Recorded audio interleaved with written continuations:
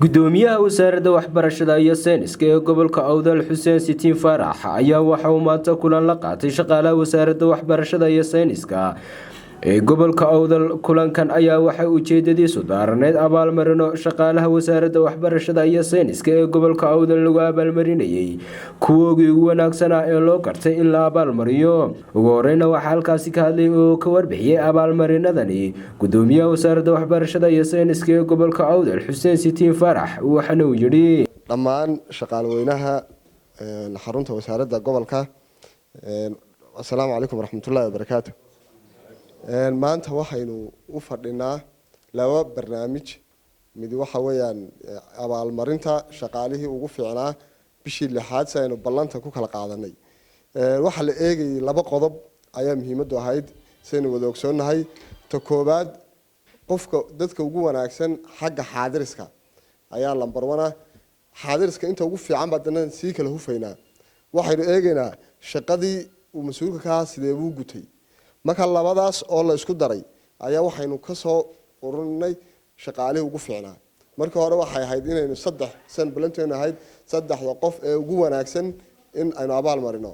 hasaatee markii aynu attendance-gii iyo shaqadiiba eegnay waxaanu isla garanay anigii gudoomiyuhu in aan 5 qof ugu wanaagsan abaalmarinta siino. waxa xusid mudan insha Allah saan rajeynayno. markii hore imika waxa qiimeyntu waxay ahayd qofka sidoo u shaqeeyay laakiin maadaama oo maanta barnaamijka kale ee labaad ee gabagabada uu yahay TOR-kii ama hawlqabadkii wasaaraddeena heer gobol iyo qof walba shaqadii cayneed uu leeyahay in lagu abaal mariyo kadib imika insha Allah waxa marka la isla asteeyo qofka shaqaalaha inta hawlqabad ee laga doonayo shaqadiisa oo waxa lagu qiimeyn doonaa inta uu ka gaaray. tusaale ahaan haddii 5 qodob inuu wax ka qabta ahayd uu 3 ka gaaray waxa mudnaanta kale ka 4 gaaray kaana waxa mudnaanta ka silaana ka wada gaaray. marka insha Allah waxa la isku qiimeyn doonaa wixii maanta ka dambeeya in qofku inta uu ka gaaro shaqadan cayiman uu leeyahay sidoo uu guto.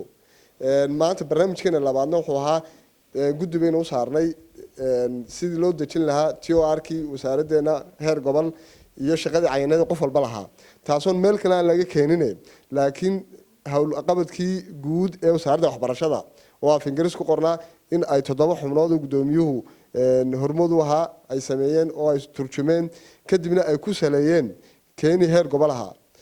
marka barnaamijkana maanta waa gabagabo oo isagana waan soo afmeeraynaa oo waxaynu ka doodaynaa meelaha laga wada shaqeynayo iyo Allahumma salli ala Muhammad shaqadu qof walba leeyahay kadib kaasbeen ku hawlgali doona hadii ilaa ka dhigo sanadka inta ka hadhay sanadada dambe insha Allah iyo hadii horumar lagu sameeyo mooyaane.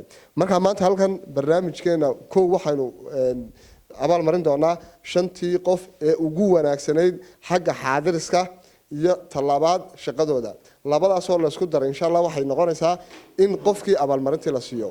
marka waxaan laakiin leenahay inta waxa ka weyn waajibaadka aad u haysan qaranka in shahaado lagu siiyo waxa ka sii muhiimsan xisaabtanka Ilaahay inuu la xisaabtamayo. marka dhamaanteen mas'uul baan nahay haddii gudoonka tahay haddii shaqaalaha tahay haddii tahay macallimiinta qof walba wuxuu mas'uul ka yahay bay muhiim tahay in aynu shaqadii qabanno. marka inta maanta heshay insha Allah 5 qof ee nasiibka u heshay waxaan leenahay si dadaalo idinka sii haysta. qolooyin kalena waxaan insha Allah ku boorinaynaa maadaama oo meesha tartan uu imanayo oo ay tahay in xagga lagu yiraahdo waa shaqaaluhu ugu wanaagsanaa iyo in lagu yiraahdo waa lagu iloobay way kala duwan tahay. Soomaalidu waxay tiraahdaa meesha ama ka muuqo ama ka maqnaa. marka insha Allah waxay noqon doontaa sida barnaamijka imika qorshaha noo dejisan in aynu 3 biloodkiiba hal mar aynu qiimeyno qofka shaqada intuu ka gaaray. sidaynu wadaagay waxa aynu sameynaa warbixin 3 bilood ah. 3 biloodka aynu sameynay ayaa waxaynu eegi doonaa 3 bilood yaa ugu wanaagsanaa. 3 bilood marka dhamaato insha Allah isagana waxa abaalmarin heli doona sanadka gabagabadiisa. marka waa 3 January ilaa March hadii la ka dhigo ilaa June ilaa September iyo kii guud oo insha Allah inoo soo socdo oo la wada eegi doono sanadkii oo dhan kii ugu wanaagsanaa. marka insha Allah waxaan leenahay dhiirigelintaas insha Allah way jiri doontaa laakiin aynu shaqada mas'uulka ka nahay aynu aad u gudano. Iskariya Cabdi Shafaar Iskariya Saxane telefishinka caalamiga Horyal TV magaalada Boorama.